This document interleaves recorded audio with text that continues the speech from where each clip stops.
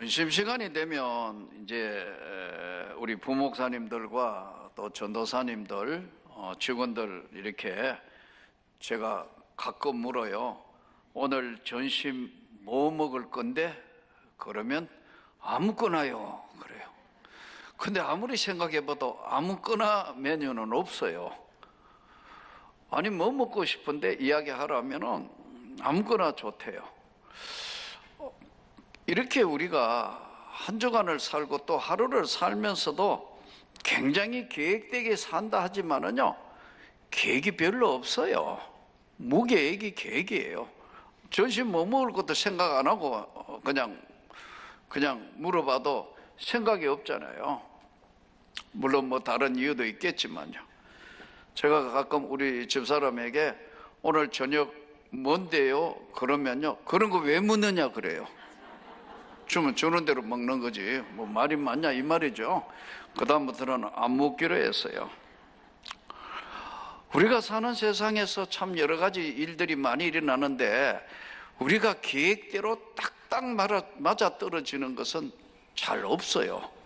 그러함에도 불구하고 또 하루를 살았고 또 하루를 살 것이고, 이제 해가 바뀌는 연말이 가까이 오고 있고 성탄이, 그리고 이제 그야말로 한 해가 끝을 맺는 송구 영신 예배까지 왔습니다. 우리가 이 땅에 사는 삶의 가장 기준이 뭐냐는 거예요. 믿는 사람이든 믿지 아니하는 사람들 똑같이 각자가 가지고 있는 기준이 있어요. 기준이 있다고요. 삶의 어떤 자기 나름대로 가지고 있는 기준이 있어요. 성경은 말씀하기를 이 기준의 가장 중요한 것을 우선순위라고 그래요. 우선순위. 내 삶의 현장에서 나는 어떤 것이 가장 우선순위인가? 성경을 보면요, 신약 성경이 펼쳐지면서 마태복음, 마가복음, 누가복음, 요한복음을 공간복음이라 그럽니다. 공통적인 관점에서 본 복음이라 이거예요. 그래서 공간복음이에요. 그래서 여기는 겹쳐지는 사건들이 많습니다. 예를 들면 오병이어 기적 사건, 이것은 사복음서에 다 기록되어 있어요. 마태복음 14장, 마가복음 6장, 또 누가복음 9장, 요한복음 6장, 14, 6, 9, 6에 다 기록이 되어 있는 사건들이에요. 오병이어 기적의 사건. 이것은 그런데 보는 관점에 따라서 조금씩은 다르다고요. 예? 그러나 중요한 것은 이 사건이 일어난 것을 설명을 하고 계시는데, 오병이어의 기적의 사건을 한마디로 이야기하라면 뭘까요? 무엇일까요? 땅에 가장 긴급한 빵 문제. 결국은 이 문제도 하나님이 해결의 손을 내밀어야 축복이 된다는 걸 보여주시는 거예요. 보리떡 5개와 물고기 2마리로 어떻게 5,000명이 먹고도 남을 수 있나요? 인간 세상에는 이런 거 없는 거예요. 오병이어의 기적 사건, 이런 것은 공통적으로 보는 관점에서 공간 복음에 다 기록된 사건이라고요. 그런데 특별히 마태복음이 가장 예수님의 정신세계, 예수님의 사상, 예수님이 하시는 가장 중요한 것들이 담겨 있는 것이 마태복음인데, 그 중에 5장, 6장, 7장, 이것을 황금률이라 그래요. 그래서 가장 중요한 예수님의 정신세계와 사상, 가장 중요한 영적인 세계를 다루고 있는 핵심이 뭐냐? 마태복음 5장, 6장, 7장. 이 황금률이래요. 그 마태복음 5장이 시작되면서는 어떻게 나오느냐 하면요, 심령이 가난한 자는 복이 있나니 천국이 저희 것이다. 지금 애통하는 자는 복이 있나니 저가 위로를 받을 것이다. 예? 이 시작이 이렇게 나간다고요. 그러면서 마음이 깨끗한 자가, 마음이 청결한 자가 하나님을 볼 것이다. 그리고 화평케 하는 자가 하나님의 아들이라 일컬음을 받을 것이다. 이렇게 쭉 나와요.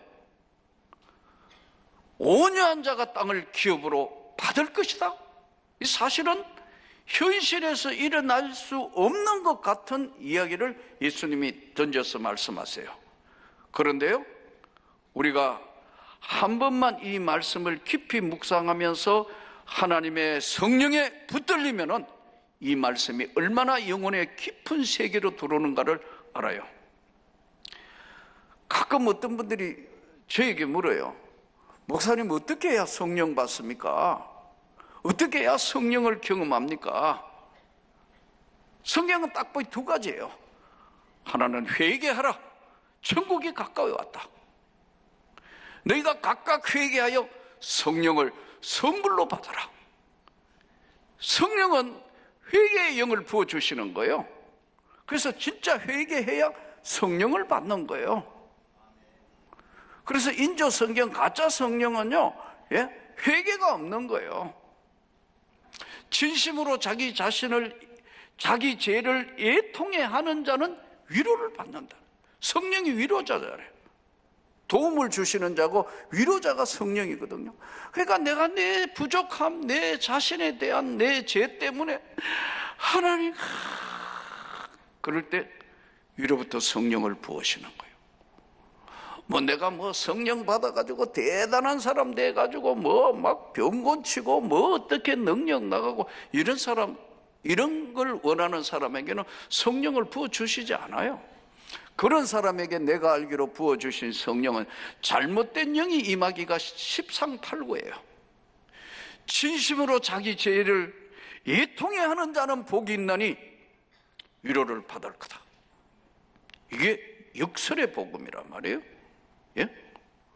그래서 마태복음 5장, 6장, 7장 이게 황금장인데 어떻게 해야 성령을 받습니까? 회개할 때, 진심으로 하나님 앞에 회개할 때 하늘 문을 여시사 위로부터 주시는 능력을 부어 주시는 거예요. 사도행전에도 보면요, 이제 오순절 날이 이미 이름에 마가의 다락방에서 우리가 성령 받았다 이렇게 간단하게 설명을 하고 상황적 설명이 좀 부족하게 되면요, 무슨 능력 받기 위해서 저들이 막 기도를, 목적이 그게 아니었습니다. 자신의 연약함. 왜냐하면 유대인들 모두에게 눈총을 받고 핍박을 받고 갈 데도 없고, 로마 정부에는 잘못하면 붙들려서 큰 곤형을 치러야 되고, 예수님은 십자가에 돌아가시고 다시 부활성천하셨다지만 그 말을 아무 모든 사람에게 전해도 믿는 사람도 없고, 환경은 환난과 핍박과 고난이 오니까 저들이 마가라는 다락방에 올라가가 간절히 회개하며 기도할 때 하늘로부터 내리는 은혜를 받은 거예요. 우리 한국교회에 이 지금 대역사가, 세계사에 없는 기독교 역사가 나타난 것은 회개의 영을 부어주셨기 때문에 이렇게 된 거예요. 문제는 오늘 이 시대는 우선순위가 거꾸로 가버린 거예요. 그래서 이 첫 번째는 회개할 때 성령을 부으시는 거예요. 성령은 내가 받는 게 아니고 성령을 부어주시는 거라니까요. 부어주시는 거는 다르게 해서 부어주시는 것이 내가 당겨가지고 받거나 내가 욕심으로 하는 게 아닌데도 잘못된 이 성령론이 한국교회를 휩쓸어 가고 있어요. 그런 거 볼 때마다 섭섭해요. 이건 아닌데. 진심으로 회개하는 자에게 하늘로부터 내리는 성령이 불의 혀같이 갈라지며 부어주셨다고 그랬잖아요. 부어주신 거라. 내가 원하는 게 아니고 위에서 부어주시다. 뭐 할 때요? 회개할 때. 여러분 자신 한번 돌아보세요. 한 해가 저물어 가는데 정말 돌아보고 내 자신의 내 죄에 애통하는 자는 복이 있나니 위로를 받을 것이다. 마음이 어떻게 해야 청결해져요? 거울 닦아내듯이 뭐 아무리 닦아도 조금 있으면 또 뭐 설이 끼고 비 오고 눈 오고 뭐 먼지 먹고 닦아야 되잖아요. 닦아야 된다. 마음이 청결해질 수 있는 방법의 유일한 건 뭔 줄 아세요? 희생하는 거예요. 성령의 능력이 뭐냐면 희생의 능력이에요. 근데 본인은 희생 안 하려고 한다고, 보험도. 희생이라는 게 결코 버리는 것이기 때문에 쉬운 게 아닙니다. 저는 오늘 한 해를 마무리해 가며 분명한 우선순위가 예수 그리스도가 우리 삶의 우선이 되기를 축복합니다. 예수 그리스도가 내 삶의 우선의 축복이 되면 하나님은 우리와 함께 동행하시고 함께 은혜를 베푸시고 일생 동안 지켜주신다는 약속을 굳건하게 우리를 그분이 지켜주시는 거예요. 마음이 약해지면 우선순위가 자꾸 왔다 갔다 해요. 아무리 어려워도요. 여러분, 주일은 오늘 날씨가 차갑고 힘들지만 주님 앞에 여러분이 오시는 것처럼 정말 일생 동안 주일은 선택이 아니에요. 내가 선택한 게 아니에요. 주님이 명령하신 날이에요. 주일을 지키는 성도, 원칙을 지키는 성도, 우선순위를 지키는 성도. 그래서 마태복음 황금률의 결론절이 6장 33절이에요. 너희는 먼저 그의 나라와 그의 의를 구해라. 그리하면 이 모든 것들을 더하여 주시리라. 먼저 그의 나라와 그의 의를 구하면 이 모든 건 저절로 너가 구하지 않은 것도 더하여 보너스로 계속해서 한량없는 은혜로 주신다는 거예요. 여러분, 이걸 믿습니까? 능력이라는 게 뭐냐면, 성령의 능력이라는 것은 회개한 자에게 주시는 은혜입니다. 구원도 새 생명도 영생도 회개한 자에게 주신 은혜예요. 그리고 그 능력은 희생할 때 그 능력이 나가는 거예요.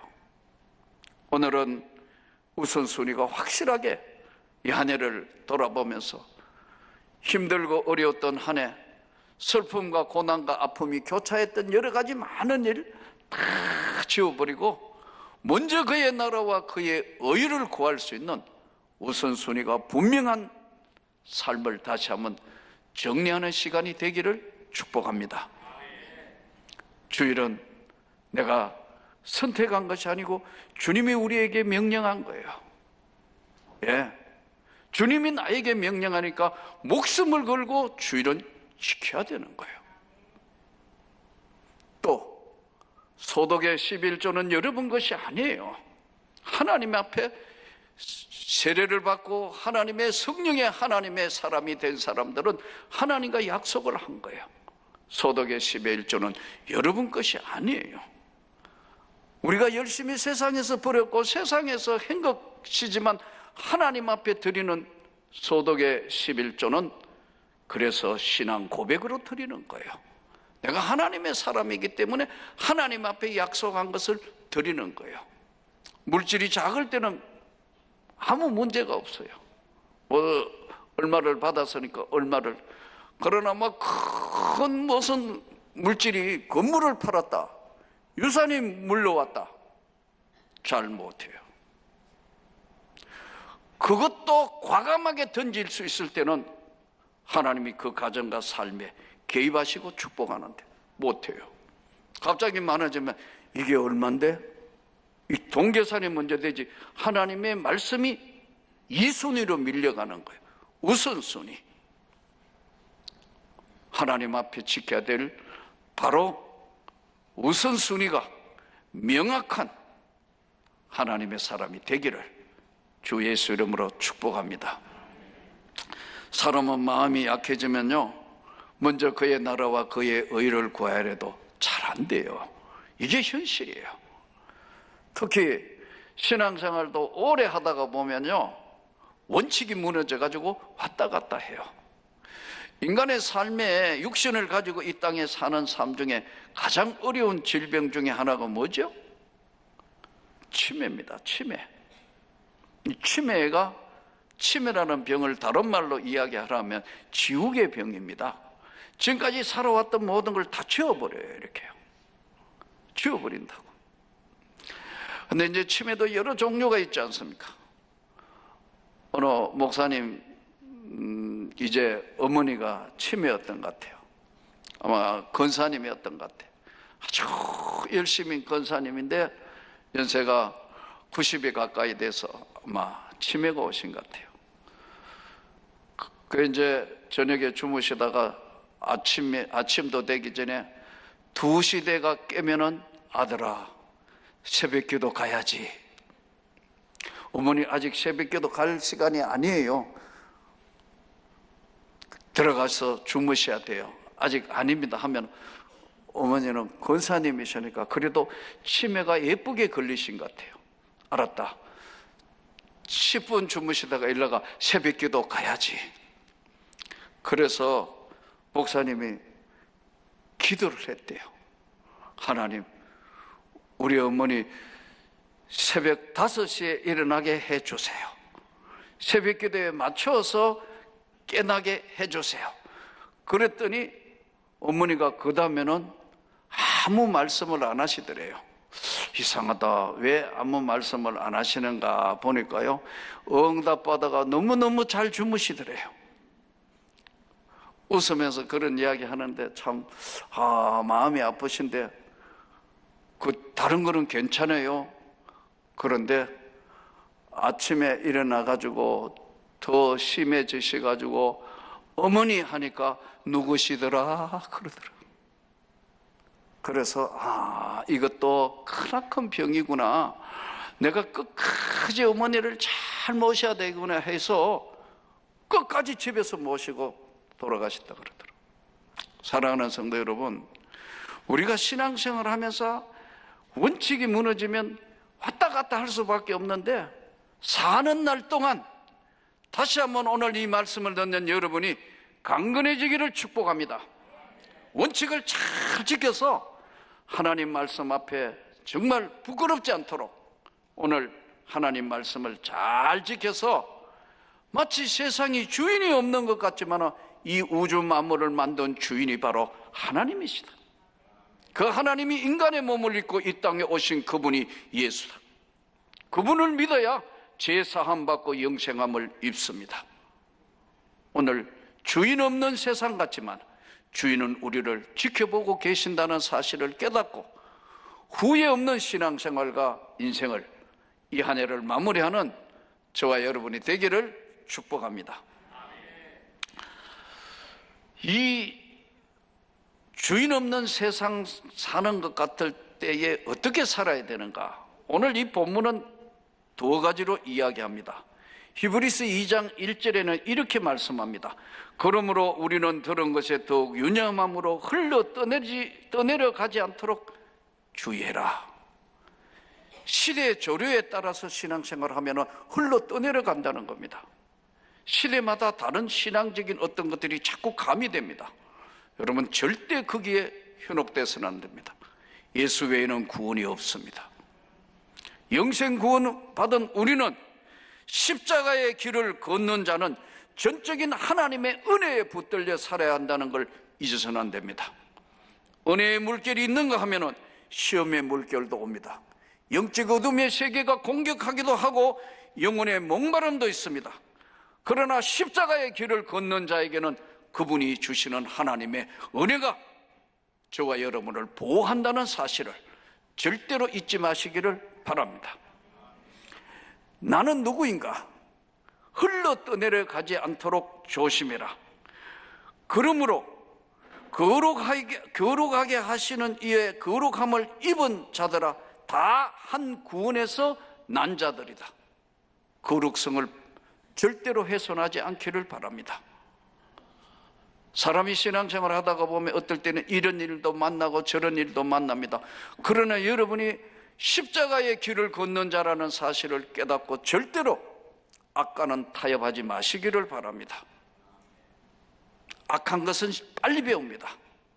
선한 것을 배우고 희생하는 것은 노력이 필요합니다. 아이들 밖에 내보내보세요.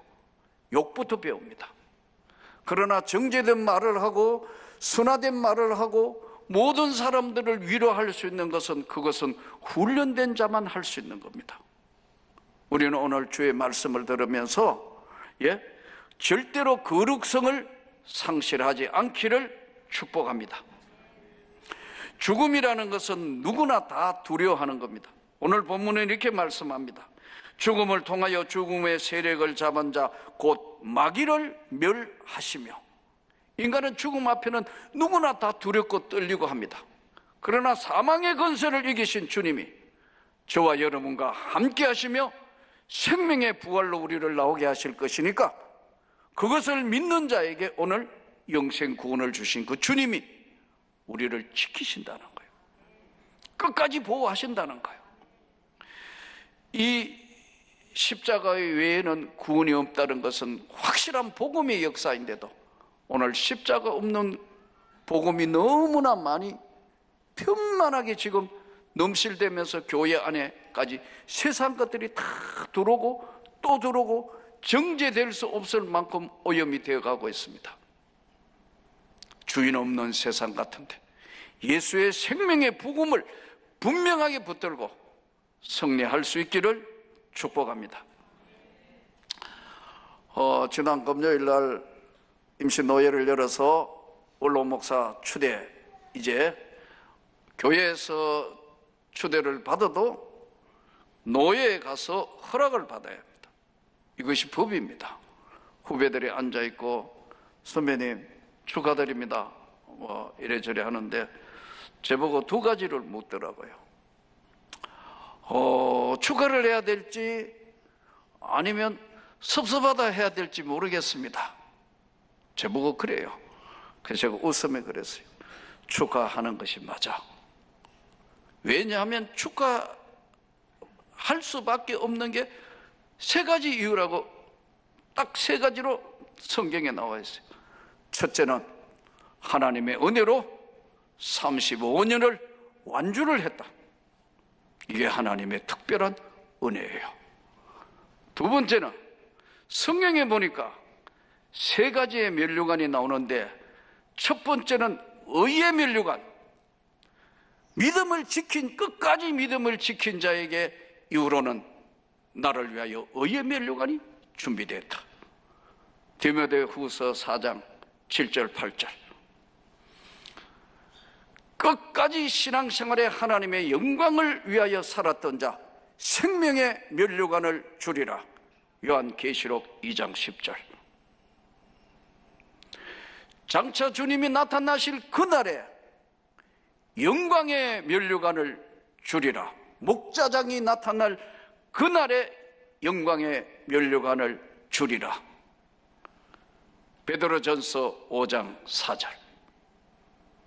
세 번째, 이 모든 것들이 다 하나님의 은혜였다. 그러므로 축하해도 괜찮다. 후배들이 막 박수를 치더라. 노예에서 기쁨으로 추대가 되었습니다. 저는 여러분에게 다시 말씀드립니다. 하나님은 오늘도 여러분을 지키고 계십니다. 하나님은 오늘도 우리가 우선순위가 안 변하기만 하면 끝까지 지켜주시면서 함께 하시기 때문에 환난 많고 근심 많고 걱정 많고 질병도 아픔도 고통도 많은 세상에서 오직 십자가의 길을 걷는 자에게는 때로는 은혜도 오지만 시험의 물결도 오고 외로움의 물결도 오고 영적 어둠의 세계에서 고통도 겪지만 너는 하나님께 기도해라. 그리하면 이 모든 것들을 이루게 하실 그 하나님의 은혜를 다시 우리 명문교회가 더 크게 회복하여 훌륭한 이대 목사를 준비했으니까 민족을 넘어 세계로 향하여 우리 교회가 더 큰 대역사를 이루어가는데 우리 모두가 주인 없는 것 같은 세상에서 예수가 분명히 주인이라는 사실을 세상에 선포하고 승리하는 모두의 승리자가 되기를 주 예수 이름으로 축복합니다.